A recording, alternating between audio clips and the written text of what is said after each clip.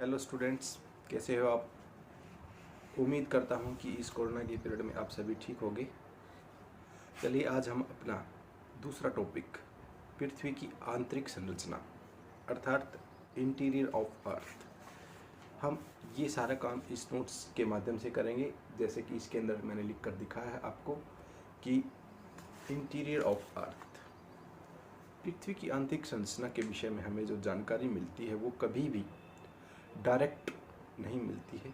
इसका कारण क्या है कि हम पृथ्वी के अंदर केंद्र बिंदु तक डायरेक्ट जाकर कर वहाँ पर देख नहीं सकते, इसलिए हमें वहाँ की जो जानकारी है वो डायरेक्ट नहीं मिलती है, बल्कि इनडायरेक्टेड सोर्सेज से मिलती है।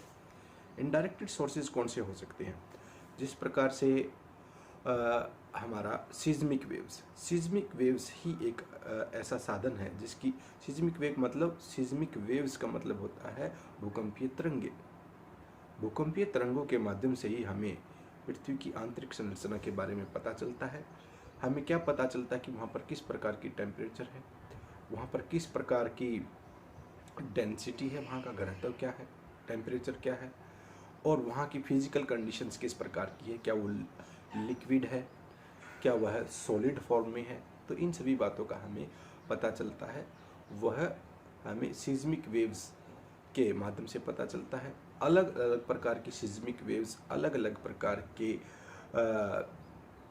जो मैटर होता है उसमें अलग अलग प्रकार से बिहेव करती है, और उस बिहेव से ही हमें इस बारे में पता चलता है कि पृथ्वी की आंतरिक संरचना किस प्रकार की है। तो चलिए आज हम स्टार्ट करने जा रहे हैं पृथ्वी की आंतरिक संरचना अर्थात इंटीरियर ऑफ अर्थ। तो चलिए देखते हैं कि पृथ्वी की आंतरिक संरचना किस प्रकार की है। यदि हम देखें कि मैं आपके सामने एक चित्र बनाकर दिखाता हूँ कि यदि मान लिया जाए पृथ्वी के केंद्र बिंदु और पृथ्वी की सतह से मतलब कि पृथ्वी के धरातल से और उसके केंद्र बिंदु तक की यदि हम दूरी मापें तो वो लगभग 6371 किलोमीटर के आसपास होती है। यदि हम यहाँ पर अब आप देखिएगा कि जैसे कि मैंने ये बनाया है कि यदि हम इस पॉइंट को पृथ्वी का धरातल माने और यह पॉइंट पृथ्वी का केंद्र है, तो पृथ्वी के धरातल से पृथ्वी के केंद्र तक की जो दूरी है वह 6371 किलोमीटर की दूरी मुख्य रूप से बन जाती है।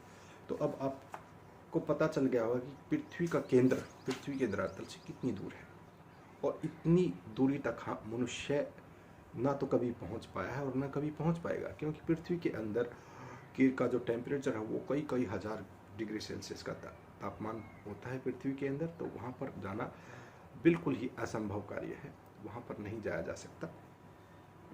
तो पृथ्वी की आंतरिक संरचना के विषय में जानने के लिए हमें एक उदाहरण को ध्यान में रखना होगा। जैसे कि एक प्याज को आपने देखा होगा कि प्याज क्या होती है। प्याज एक लेयर फॉर्म में होती है, एक लेयर के बाद दूसरी लेयर होती है, दूसरी लेयर के बाद तीसरी लेयर होती है।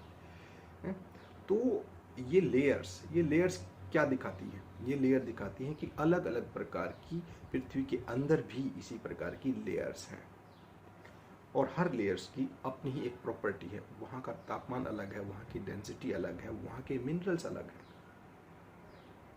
तो यह किस प्रकार से हो पाया? तो यह होने के लिए मैं आपको एक चित्र दिखाना चाहूँगा, जो कि यहाँ पर मैं आपको वो चित्र दिखा रहा हूँ। इस चित्र को देखिएगा। इस चित्र के माध्यम से आपको पता चलता है कि यह सब मैग्मेटिक डिफरेंशिएशन नाम का एक प्रोसेस होता है। उस प्रोसेस के माध्यम से ही ये लेयर्स बनी है।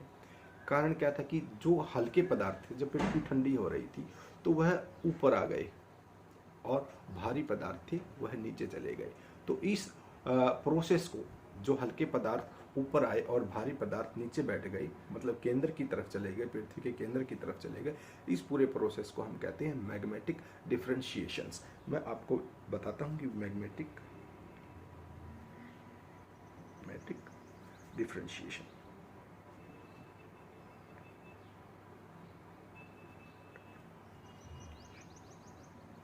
तो मैग्मेटिक डिफरेंशिएशंस इसको कहा जाता है।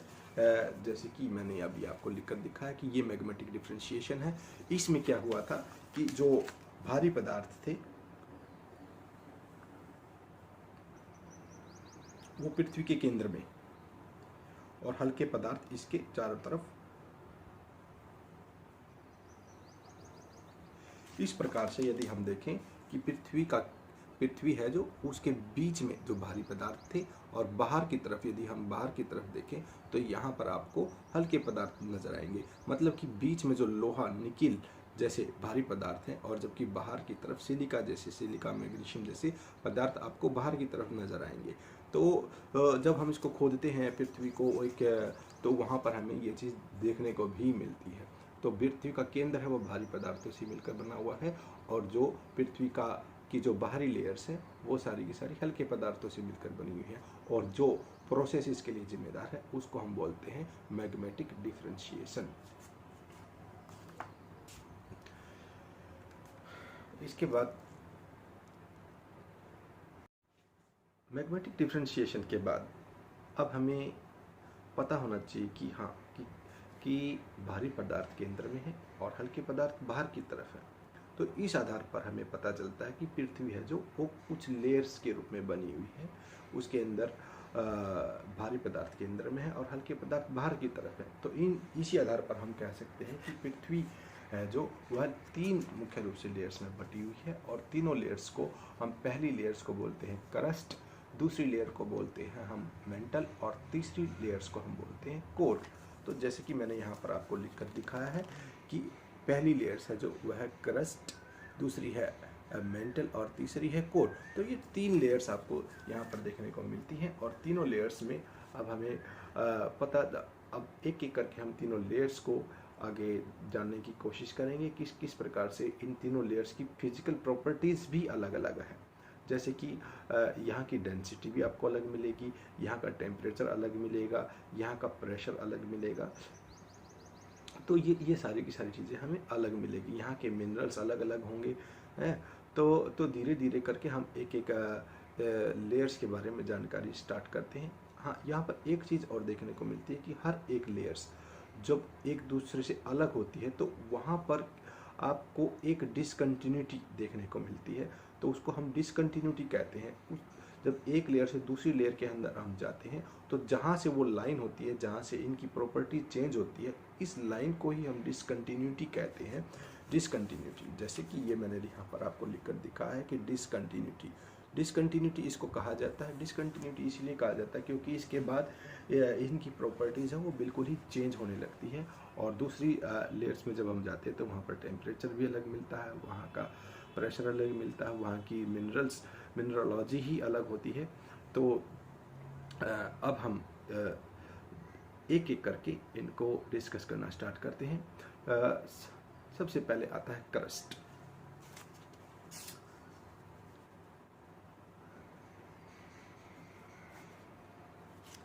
Number 1 crust. क्रस्ट भी मुख्य रूप से 2 तरह की क्रस्ट होती है। पहली जो क्रस्ट होती है उसको हम कहते हैं ओशियनिक क्रस्ट, और दूसरी जो क्रस्ट होती है उसको कॉन्टिनेंटल क्रस्ट।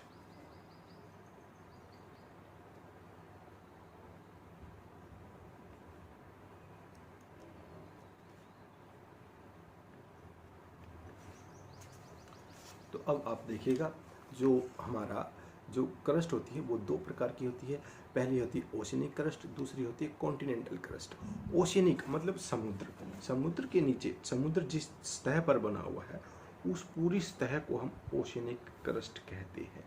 और जहाँ पर धरातल है, जहाँ पर मनुष्य है, पहाड़ है, नदी, वन, जो सॉलिड रूप से आपको धरातल नज़र आ रहा है, इसको हम बोलते हैं कॉन्टिनेंटल क्रस्ट। इन दोनों की प्रॉपर्टीज़ भी एक दूसरे से अलग अलग है। इन दोनों की क्या कहते हैं कि फिजिकल प्रॉपर्टीज़ अलग अलग हैं। तो वो हम धीरे धीरे अभी देखते हैं कि किस प्रकार से दोनों की प्रॉपर्टीज़ अलग अलग हैं। तो चलिए देखते हैं ओशियनिक क्रस्ट। ओशियनिक क्रस्ट में को जब हम कॉन्टिनेंटल क्रस्ट से अलग करते हैं तो हमें पता चलता है कि ओशियनिक क्रस्ट भारी पदार्थों से मिलकर बनी हुई है, जिसे हम कहते हैं कि बेसाल्टिक पदार्थों से मिलकर बनी हुई है। इसका लगभग 79% पृथ्वी के पूरे भूभाग की जो क्रस्ट है उसका 79% जो क्रस्ट है वो ओशियनिक क्रस्ट है, क्योंकि पृथ्वी के बहुत बड़े भाग पर ओशन फैला हुआ है, तो इसलिए 79% जो भाग है वो आपका ओशियनिक क्रस्ट के अंदर आता है, जो कि बेसाल्ट से बनी हुई कोई रॉक से, मतलब कि भारी पदार्थों, इसकी डेंसिटी भी कॉन्टिनेंटल क्रस्ट से ज़्यादा होती है। इसकी डेंसिटी लगभग 3.5 ग्राम घन सेंटीमीटर के आसपास इसकी डेंसिटी होती है। इसके बाद यदि हम कहें कि इसकी जो डेप्थ है, वो डेप्थ इसकी बहुत कम होती है। इसकी मतलब गहराई, जब ओशनिक क्रस्ट की गहराई की बात करें तो वो लगभग 5 से 7 किलोमीटर के आसपास इसकी गहराई होती है। तो यहाँ पर अब हमें पता चला कि ओशनिक क्रस्ट का एरिया बहुत बड़ा है, लगभग 79% इसका एरिया है। इसकी डेंसिटी कॉन्टिनेंटल क्रस्ट मतलब महाद्वीपीय जो क्रस्ट है उससे ज़्यादा होती है डेंसिटी इसकी, लेकिन इसकी गहराई कम होती है।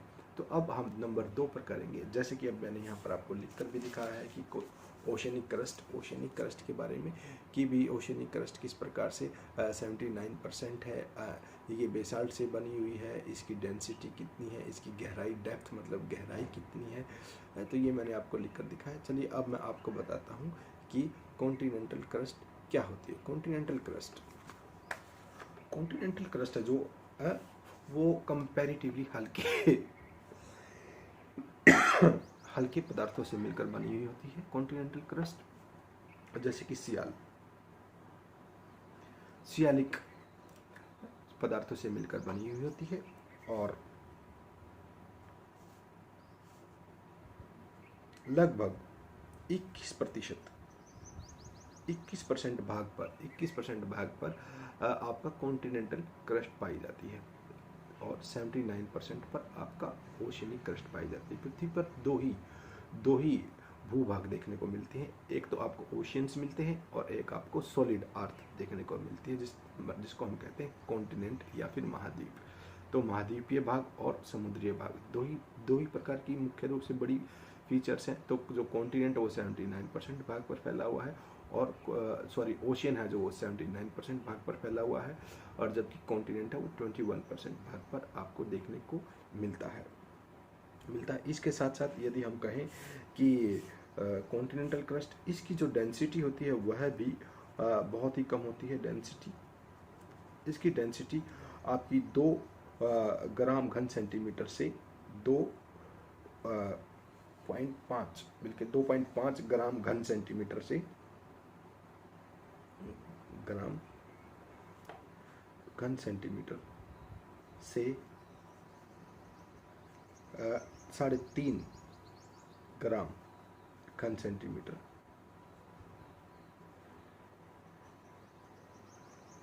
तक इसकी डेंसिटी होती है।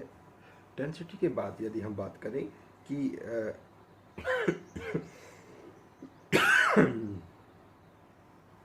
इसकी जो गहराई है, इसकी डेप्थ है जो इसकी जो गहराई भी वह भी अलग अलग स्थानों पर अलग अलग पाई जाती है। जैसे कि प्लेन जो इसके अंदर एरियाज होते हैं, प्लेन मतलब कि समतल मैदान जो होते हैं, वहाँ पर इसकी गहराई कम होती है, जबकि पहाड़ों के नीचे इसकी गहराई लगभग 100 किलोमीटर तक इसकी गहराई पहुँच जाती है वहाँ पर, और जबकि प्लेन एरियाज हैं जो वहाँ पर इसकी गहराई वह कम होती है, वहाँ पर इसकी 10 से 15 किलोमीटर तक इसकी गहराई हो सकती है। वहाँ पर एवरेज यदि इसकी गहराई की बात करें तो एवरेज इसकी गहराई है जो वह 40 किलोमीटर के आसपास इसकी गहराई, एवरेज गहराई है जो इसकी डेप्थ है वो 40 किलोमीटर के आसपास मिलती है। ये अब आपने देखा कि क्रस्ट और कॉन्टिनेंटल क्रस्ट और ओशियनिक क्रस्ट दोनों की प्रॉपर्टीज़ के बारे में आपने जाना कि दोनों जो हैं एक दूसरे से अलग होती हैं। तो उस डिसकंटिन्यूटी को हम क्या कहते हैं? Conrad discontinuity.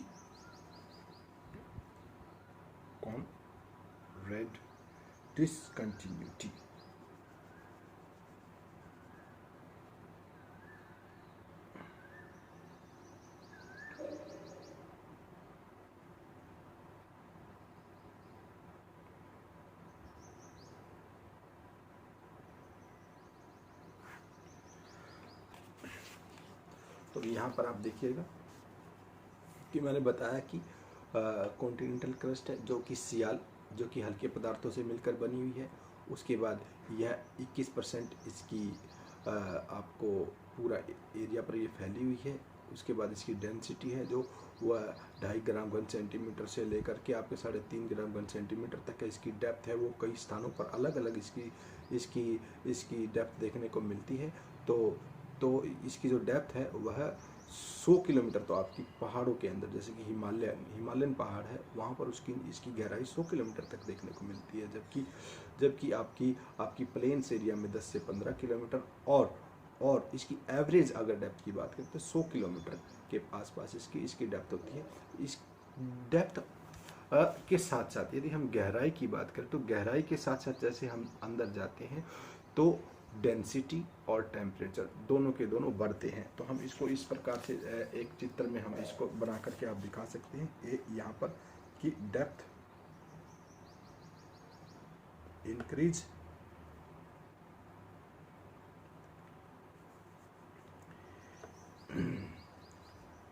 टेम्परेचर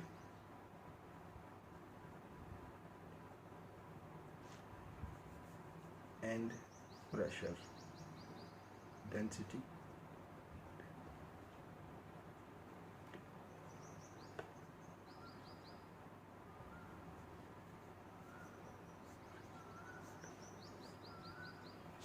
तो आप इस प्रकार से इसको बता सकते हैं, दिखा सकते हैं कि यदि हमारी डेप्थ मतलब कि आपकी गहराई जिस प्रकार से बढ़ती है उस गहराई के साथ साथ आपका प्रेशर, टेम्परेचर और डेंसिटी भी नीचे की तरफ बढ़ती हुई चली जाती है।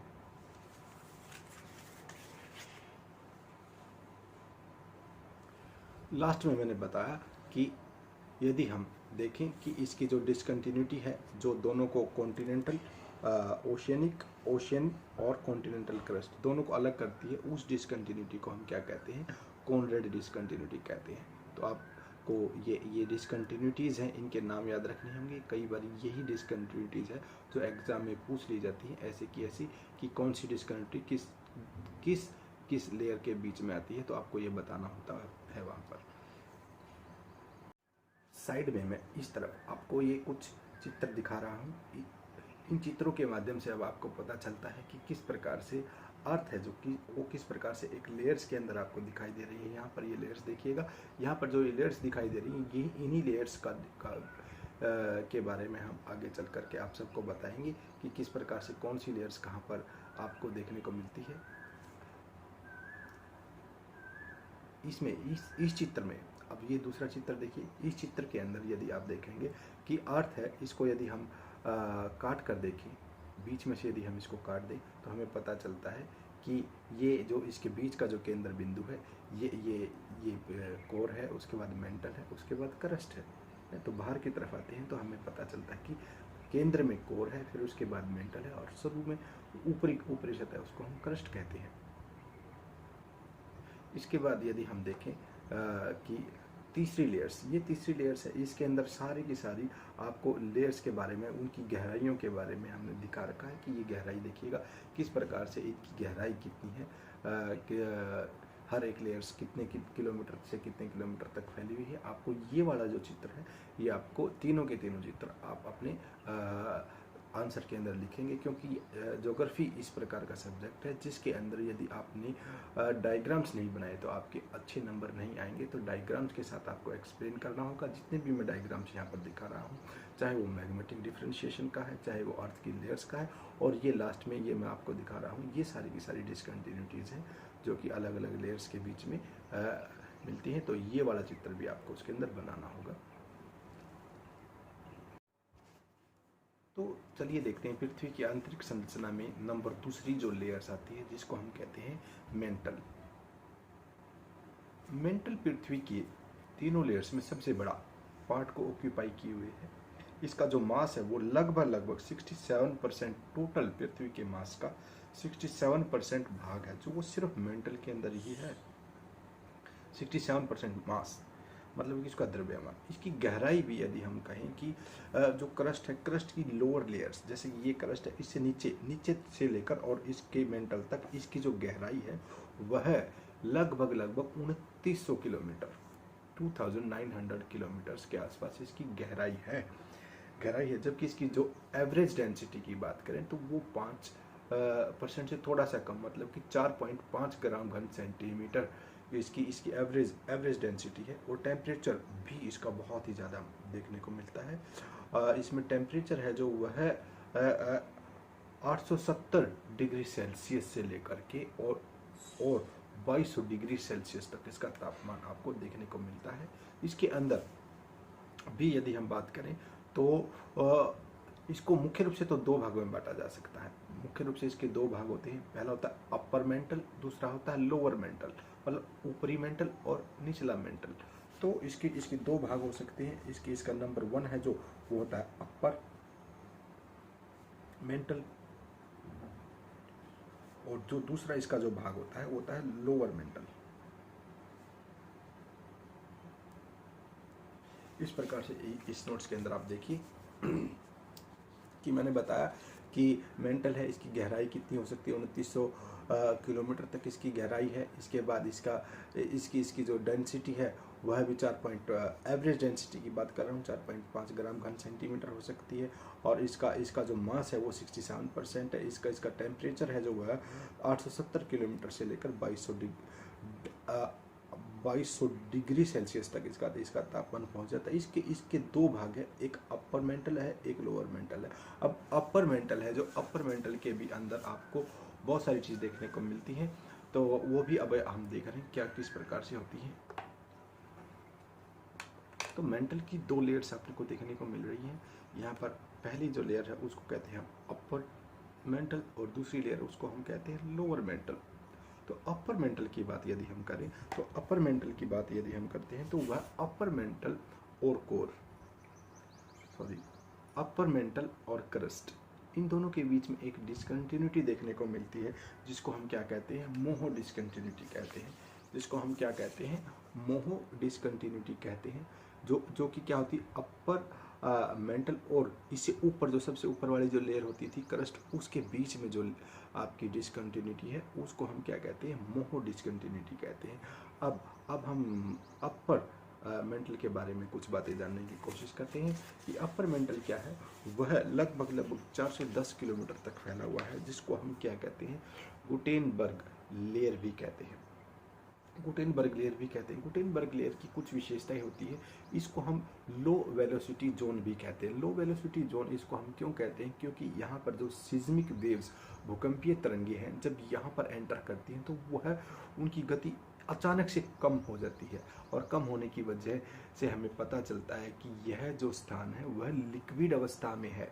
इसीलिए लिक्विड अवस्था में मतलब कि पिघला हुआ है, तो इसीलिए इसको हम मैग्मा चैम्बर भी कहते हैं, जैसे कि हमने बताया। और इसी को हम एस्थीनोस्फेयर भी कहते हैं।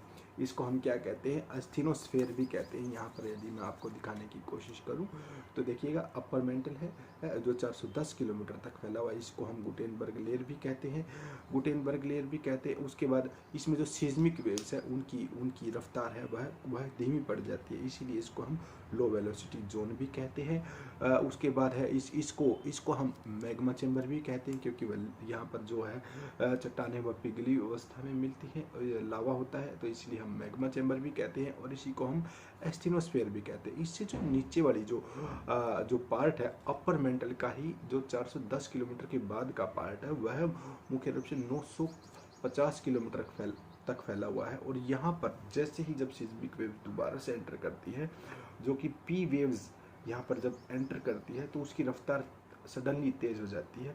तो इससे हमें पता चलता है कि एस्थीनोस्फेयर से नीचे का जो पार्ट है वह सॉलिड अवस्था में है, क्योंकि ये जो पी वेव्स की प्रॉपर्टी ये होती है कि वह सॉलिड और लिक्विड दोनों प्रकार के माध्यमों से ट्रैवल कर सकती है। और जब सॉलिड पदार्थ आता है तो उसकी गति अचानक से तेज हो जाती है, और जब यहाँ पर आकर के इसकी रफ्तार तेज होती है तो हमें पता चल जाता है कि यहाँ पर सॉलिड अवस्था है। तो 950 किलोमीटर तक आपकी गोलित्सन लेयर, इसको हम बोलते हैं गोलित्सन लेयर, जैसे कि ये मैंने यहाँ पर आपको लिखकर दिखाया है, नंबर 2 गोलित्सन लेयर, जो कि 410 से 950 किलोमीटर तक है। सिज्मिक वेव्स की रफ्तार यहाँ पर तेज हो जाती है। इससे हमें पता चलता है it is in a solid state, जो कि पी वेव्स हैं, पी वेव्स की रफ्तार यहाँ पर तेज हो जाती है। अभी आगे देखते हैं।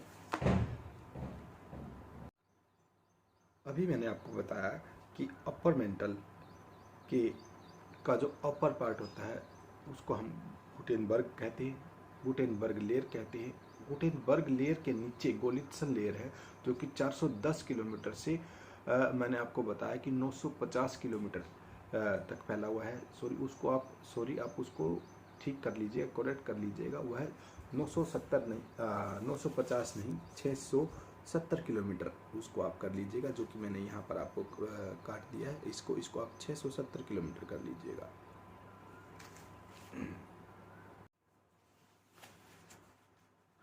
लोअर मेंटल, चलिए लोअर मेंटल के बारे में देखते हैं कि लोअर मेंटल जो होता है, लोअर मेंटल की प्रॉपर्टीज अपर मेंटल से बिल्कुल ही अलग तरह की होती है।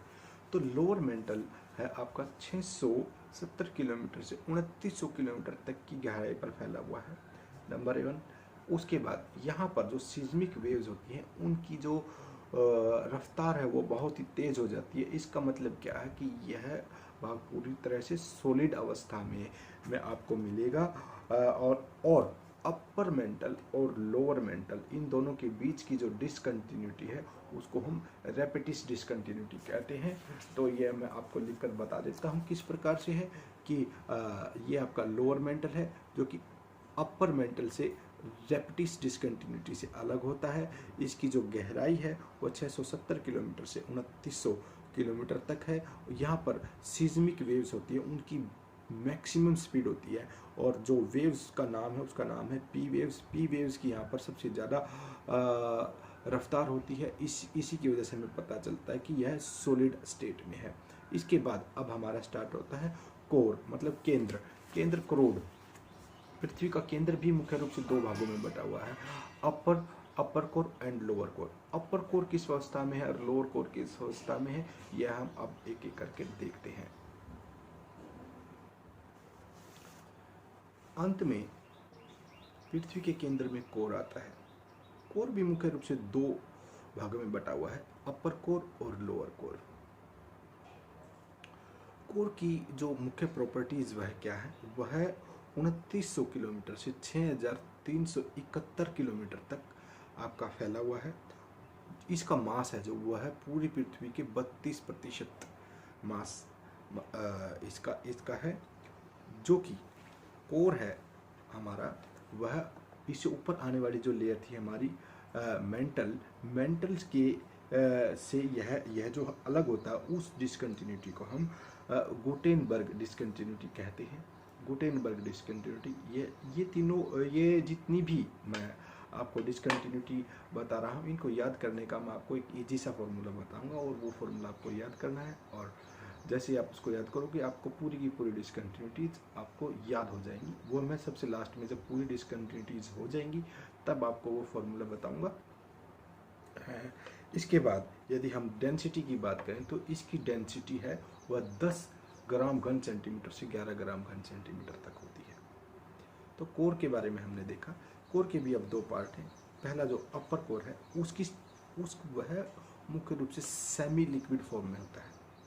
यहाँ पर पी वेव्स की अचानक से जो है रफ्तार कम हो जाती है। एस वेव्स जो कि सिर्फ सॉलिड पार्ट से ही गुजर सकती है, तो यहाँ पर वो एंट्री ही नहीं करती है क्योंकि ये लिक्विड पार्ट में पाया जाता है। और इसी लिक्विड पार्ट के होने की वजह से ही पृथ्वी जो हमारी है, इसके चारों तरफ जो मैग्नेटिज्म, जियोमैग्नेटिज्म, जो मैग्नेटिक फील्ड जो बनती है वो इसी लिक्विड पार्ट की होने की वजह से बनती है। क्योंकि पृथ्वी का केंद्र है वह सॉलिड है और निकिल फॉर्मेट में है। इसकी वजह से जब हम निकिल के चारों तरफ, जब हम लिक्विड पदार्थ जब उसके चारों तरफ घूमता है तो एक जियोमैग्नेटिक फील्ड बनती है, और इसी जियोमैग्नेटिक फील्ड की वजह से ही हमारा गुरुत्वाकर्षण बल पैदा होता है और पृथ्वी के चारों तरफ एक जियोमैग्नेटिज्म बनता है। तो इसको भी मैंने यहाँ पर आपको लिखकर दिखाया है कि यह 2900 किलोमीटर से अपर कोर है जो 2900 किलोमीटर से 5150 किलोमीटर तक फैला हुआ है, और यह सेमी लिक्विड फॉर्म में होता है। इसकी डेंसिटी है 10 ग्राम घन सेंटीमीटर के आसपास होती है। एस वेव्स इसके अंदर एंटर नहीं करती हैं, और इसके बाद जो मैंने लिखा है कि यहाँ पर डायनेमो इफेक्ट क्रिएट होता है, जिसकी वजह से ही पृथ्वी पर जियोमैग्नेटिक इफेक्ट देखने को आपको मिलता है। इसके बाद यदि हम देखते हैं तो अब हमारे पास सिर्फ एक ही लेयर बच गई है, जिसको हम कहते हैं इनर कोर।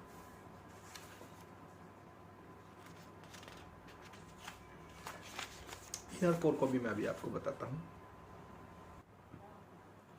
तो इनर कोर की बात करते हैं। इनर कोर के अंदर आपने देखना है कि भाई यह 5150 किलोमीटर से 6371 किलोमीटर तक फैला हुआ है। इसके साथ साथ इसकी जो डेंसिटी है वो 11 ग्राम घन सेंटीमीटर से 13.6 ग्राम घन सेंटीमीटर तक इसकी डेंसिटी है। और इसके अंदर पी वेव्स आसानी से ट्रैवल कर सकती हैं। तो आपने देखा कि पी वेव्स इकलौती ऐसी वेव्स हैं जो आपकी क्रस्ट से लेकर के आपके कोर तक इकलौती एक ऐसी वेव्स है पी वेव्स। एस वेव्स सिर्फ आपकी सॉलिड पार्ट से गुजर सकती है, पी वेव्स आपकी सॉलिड से और लिक्विड दोनों से ही गुजर सकती है।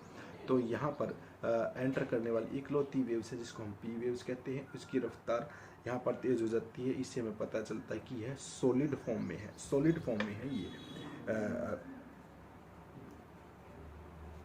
सॉलिड फॉर्म में है। और यह हैवी पदार्थों से मिलकर बना हुआ है, जैसे कि निकल और फेरियम, निकल और लोहे और निकल से मिलकर बना हुआ ये पदार्थ है, जो कि बहुत ही भारी पदार्थ है। और इसी को हम बैरिस्फीयर भी कहते हैं। इसी को हम क्या कहते हैं, बैरिस्फीयर, मतलब गुरुमंडल या फिर बैरिस्फीयर भी कहते हैं। तो यहाँ पर मैंने इसको भी लिख दिया है। तो अब आप यहाँ पर देखिएगा कि इसको हम क्या कहते हैं। यह आपका 5150 से 6300 किलोमीटर तक फैला हुआ है। 11 से 13.6 ग्राम घन सेंटीमीटर इसकी डेंसिटी होती है। पी वेव्स इसके अंदर ट्रैवल कर सकती हैं। यह सॉलिड होता है और इसके बाद हमने कहा यह हैवी मेटल से मिलकर बना हुआ होता है, जिसको हम निकिल और फेरियम कहते हैं। इसको हम बैरिस्फीयर या फिर गुरुमंडल, या फिर लिख देता हूँ मैं यहाँ पर गुरुमंडल, इसको हम गुरुमंडल भी कह सकते हैं, इसको हम गुरुमंडल भी कहते हैं, फिर बैरिस्फीयर भी कहते हैं। और लास्ट में इसकी जो डिसकंटिन्यूटी है उसको हम क्या कहते हैं, लेहमन डिसकंटिन्यूटी।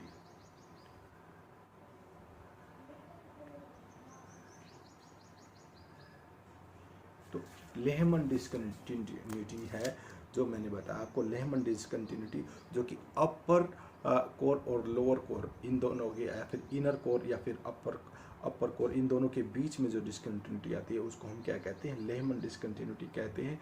अब मैंने बताया था कि मैं आपको लास्ट में ये बताऊंगा कि डिसकंटिन्यूटीज को याद करने का फॉर्मूला क्या है। तो इसका बहुत ही सिंपल सा फार्मूला है, CM राबड़ी गॉट लालू। तो यहाँ पर देखिएगा, CM राबड़ी गॉट लालू। तो मैंने सबसे पहले आपको बताया था कि सबसे पहली जो डिसकंटिन्यूटी है उसका नाम है कॉनरेड डिसकंटिन्यूटी। दूसरी डिसकंटिन्यूटी का नाम बताया था मैंने मोहो डिसकंटिन्यूटी। तीसरी है रेपेटिस डिसकंटिन्यूटी। चौथी है गुटेनबर्ग डिसकंटिन्यूटी। और पांचवी है जो वह है लेहमन डिसकंटिन्यूटी। तो हमने क्या याद किया इसको, CM राबड़ी, R से राबड़ी, गॉट लालू। सिंपल सी बात है, CM राबड़ी गॉट लालू।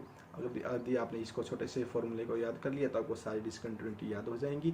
तो CM कॉनरेड, मोहोरोविची, रेपेटिस, गुटेनबर्ग और लेहमन डिसकंटिन्यूटी, ये सारी की सारी डिसकंटिन्यूटी आपको याद करनी होगी। और जिस प्रकार से मैंने इस पूरे के पूरे चैप्टर को आपको समझाया है, तो आपको ये पूरे का पूरा चैप्टर इसी फॉर्मेट में इसको आपको शुरू से लास्ट तक इसको लिखना होगा। और जब आप इसको सारी चीज़ों को लिख देंगे तो आपके मार्क्स पूरे के पूरे आएंगे, क्योंकि हमने इसको टू द पॉइंट, इधर उधर ना जाते हुए हमने पूरे के पूरे चैप्टर को आपको समझाने की कोशिश की है। Thank you. यदि आपको कोई भी चीज़ इसमें से ना समझ में आई हो तो वो आप मुझे व्हाट्सएप मैसेज करके या फिर आप अपनी तरफ से कॉल कर भी मुझसे पूछ सकते हो कि सर मुझे ये चीज़ समझ में नहीं आई। Thank you very much. आप इस पूरे के पूरे टॉपिक को अब YouTube पर मैं अपलोड कर देता हूँ और आप वहाँ से देखिए। सभी स्टूडेंट्स को मैं निर्देश देना चाहूँगा कि सारे के सारे स्टूडेंट्स लेक्चर्स को बनाने में बहुत मेहनत लगती है, और मैं चाहूँ तो इसको मैं आपको गूगल मीट से भी आपको लेक्चर दे सकता था, लेकिन वहाँ पर आपके पास जो लेक्चर है वह सिर्फ एक बार आप सुनोगे और दोबारा आपके पास उसका कोई रिकॉर्ड नहीं होगा। इसलिए मैं चाहता हूँ कि आप लेक्चर्स को बार बार सुने। यदि कोई चीज़ ना समझ में आए तो आप उसको सीखने की कोशिश करें, क्वेश्चन करें। क्वेश्चन करने से आपका मनोबल और भी ज़्यादा बढ़ेगा। इसलिए क्योंकि मैं चाहता हूँ कि आप में से कुछ स्टूडेंट यूनिवर्सिटी के टॉपर बने, सारे बच्चे अपनी मेहनत से पास हों। ठीक है, तो दोबारा मिलते हैं नए लेक्चर के अंदर। Thank you very much.